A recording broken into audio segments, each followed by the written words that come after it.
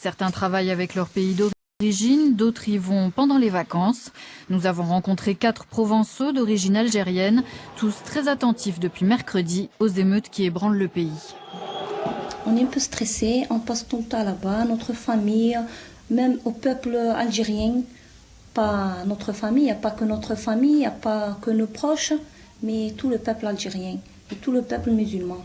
Ils ont le droit de manifester, on a le droit de parler, de faire n'importe quoi, de s'exprimer quoi, mais pour de casser, faire n'importe quoi, c'est pas faisable. C'est vrai qu'en étant là, on se dit que même si ça nous fait mal, même si ça nous blesse, même si on a envie de faire quelque chose, eh bien on ne le peut pas, parce qu'on est vraiment loin. Et voilà. Quoi qu'il arrive, on ne peut rien faire, nous, d'ici, de toute façon. On est là, on voit, on entend, mais sans plus. On est tous logés à la même enseigne, c'est la mondialisation. Quand il y a un problème réel en Algérie, où il y a privation de liberté, où il y a du terrorisme, où il y a les problèmes qu'on a connus, on peut en parler. Mais quand c'est un problème économique, eh bien, on laisse les économistes faire leur boulot et puis ça va rentrer dans l'ordre.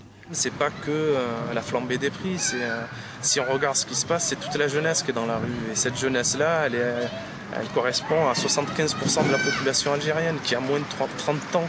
Donc c'est l'âge que j'ai aujourd'hui moi. Je suis très attristé parce que